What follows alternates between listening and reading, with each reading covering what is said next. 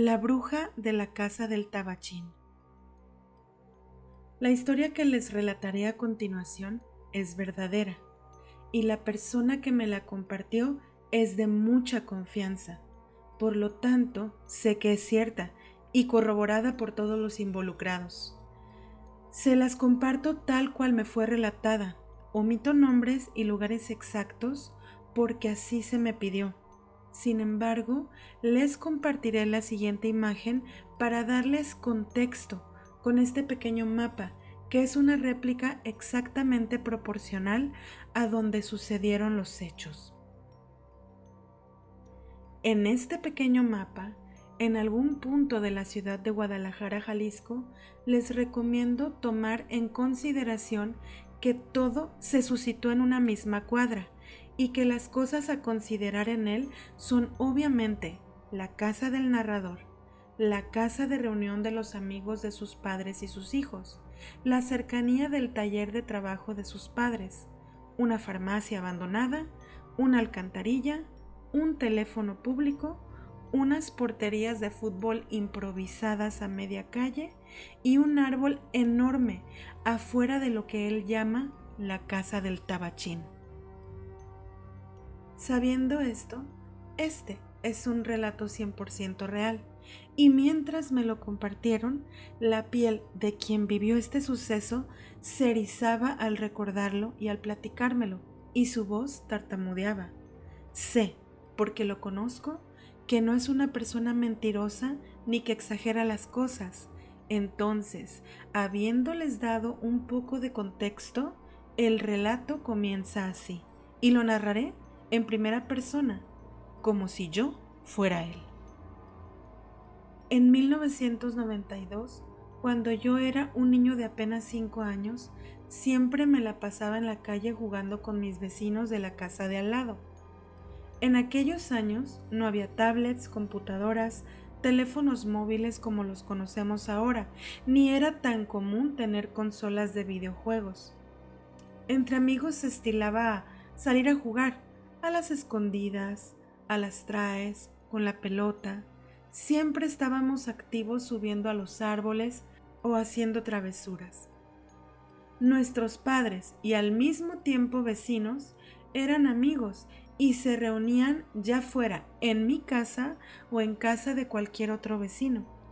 Cuando eso pasaba, para que no los estuviéramos molestando y los dejáramos platicar y beber, nos dejaban la puerta de la casa abierta mientras ellos convivían en la cochera o la sala de alguna de las casas, y nos daban permiso de seguir jugando en la calle a la hora que fuera, siempre y cuando permaneciéramos cerca de donde fuera que estuvieran reunidos.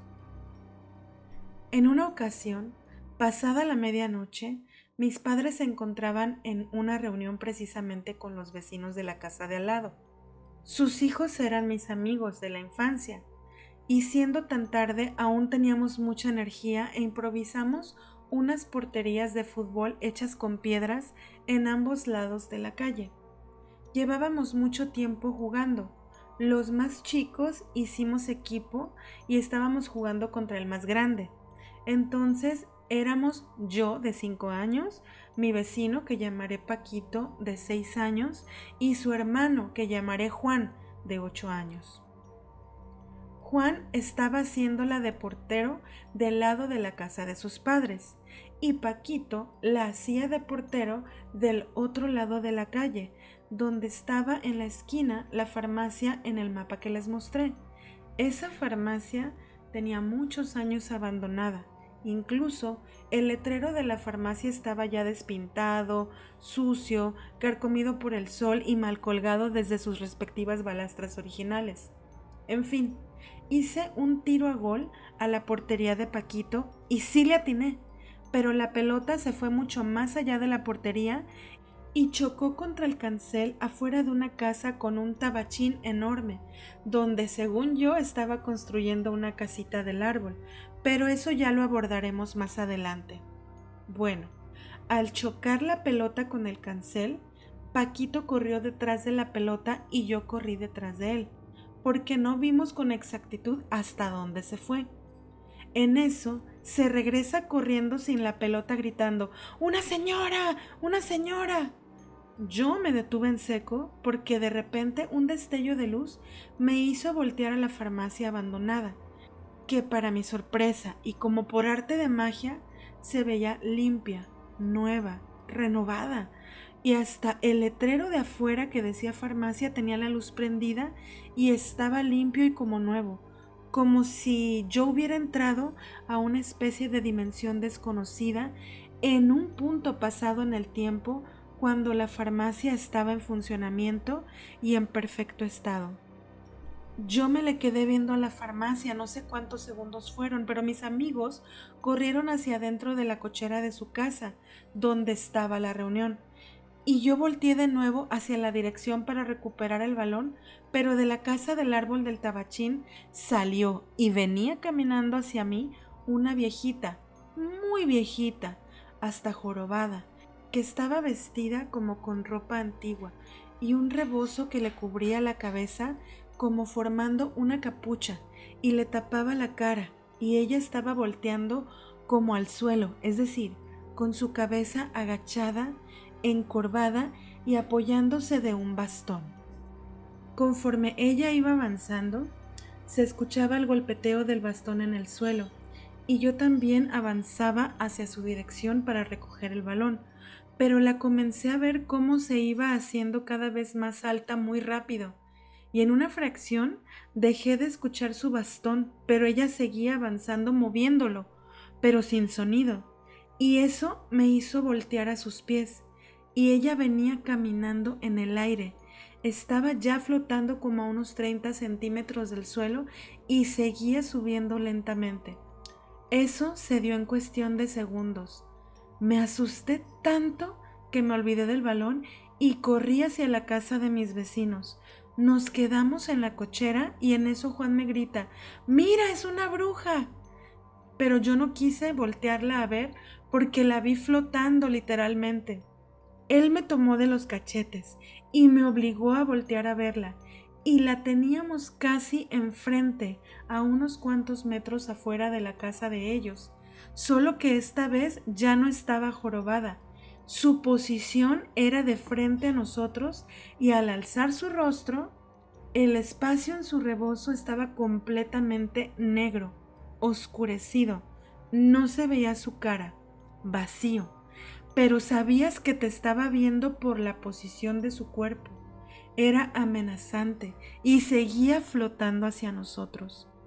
Corrimos adentro de la casa llorando y gritando en busca de nuestros padres, histéricos. Les dijimos lo que vimos y los hombres, los adultos, salieron a la calle para ver qué pasaba. Ya no había nadie. Fue en segundos. Sin exagerar, todo se dio muy rápido. Y al escucharlos decir que no había nadie, salimos a la cochera a asomar la cabeza a ver si era cierto, pero siempre atrás de ellos. Y en efecto, no había nadie. Yo volteé a un lado y después al otro y nada. Y al dirigir la mirada a la farmacia, otra vez estaba apagada, deteriorada, como al principio. No sé qué sucedió, pero los señores nos dijeron que nos metiéramos. Obviamente no nos creyeron y hasta se burlaron, pero ya no nos dejaron salir, ni queríamos. Y ellos siguieron con su reunión. A nosotros no nos importó el paradero del balón. Durante esa semana, a los 3 días después, en la mañana, yo estaba en el taller de costura de mis padres. El taller de ellos estaba justo al lado de la casa del tabachín. Entonces yo tenía que pasar diario por ahí y les describiré que la casa del tabachín era de 3 pisos, pero estaba abandonada, sucia, mohosa, completamente descuidada. En lo que tendría que ser la cochera, esa casa tenía jardineras de cemento que formaban pequeños pasillos y era complicado llegar a la puerta principal que se encontraba al fondo de un largo pasillo de jardinera y se veía tétrico. Pero vi que recargadas en la puerta había unas piezas de madera en buen estado, piezas que no había visto antes, como si alguien me las hubiera puesto ahí.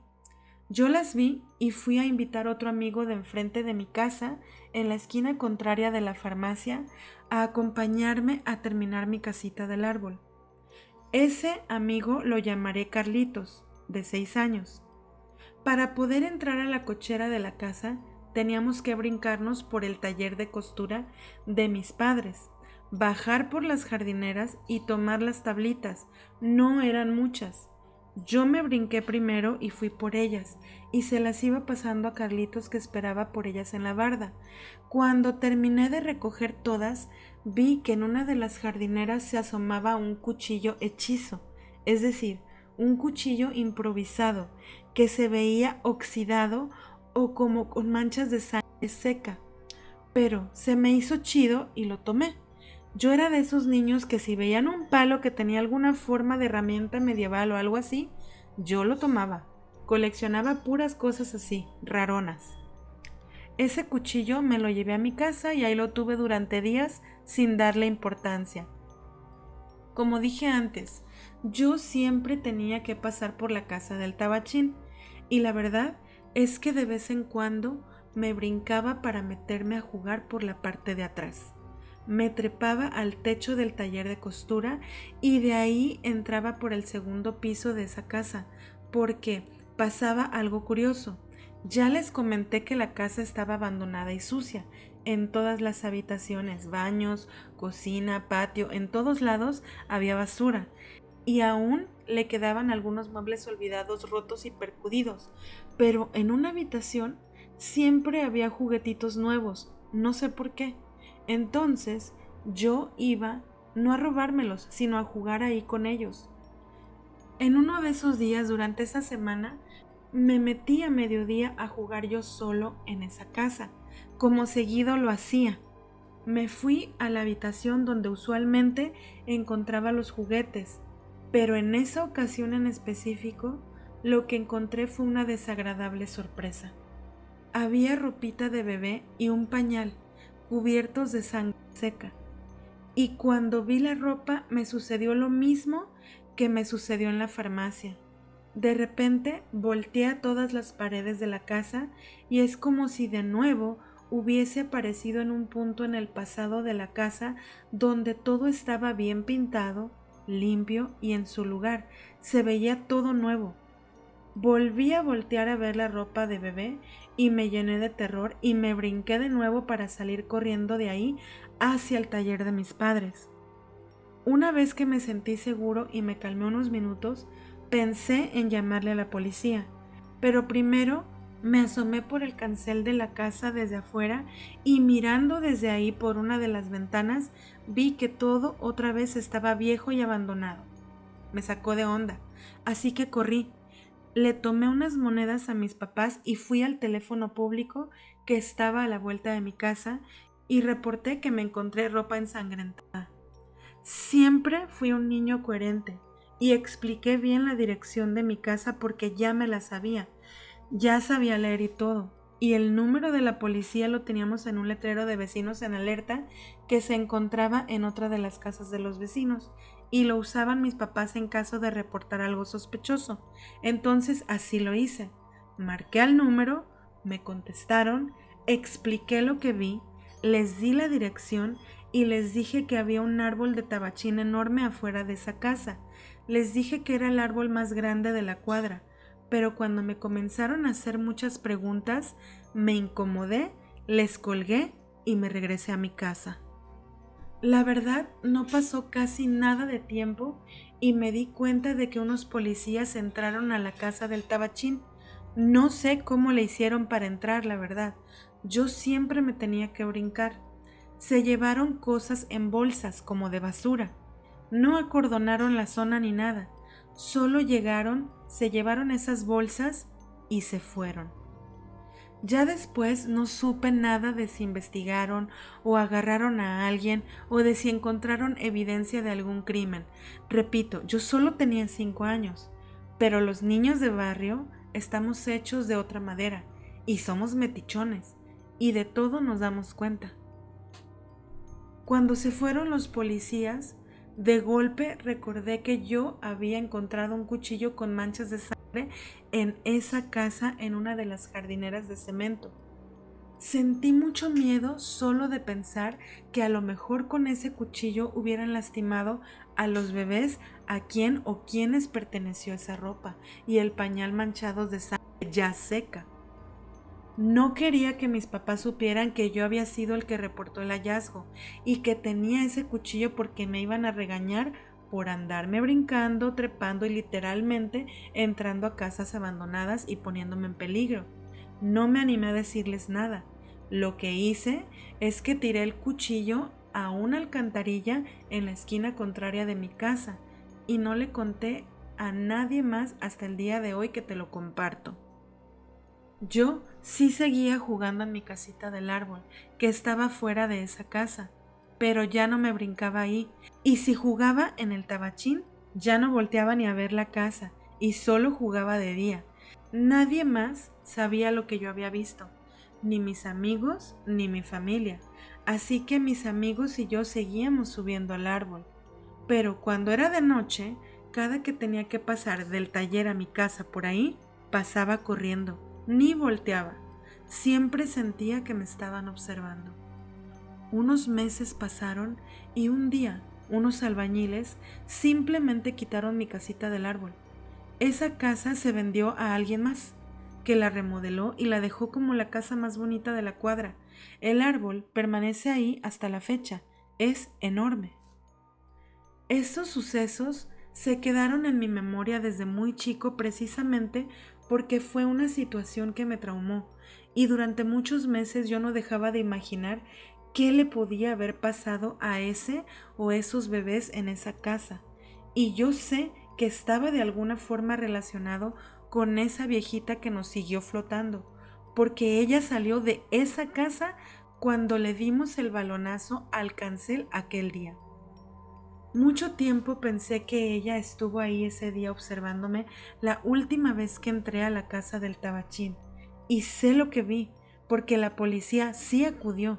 No lo imaginé. Mis amigos no lo imaginaron. La vieron flotando junto conmigo. Vieron que su rostro solo era un espacio negro bajo su rebozo. Vieron el bastón moverse en el aire. Pero si nunca lo platiqué es porque no quería que pensaran que estaba demente o algo así. Recuerdo tantos sucesos de mi niñez y hasta la fecha siendo un hombre de casi 40 años, pero estoy seguro de que esa mujer era una bruja.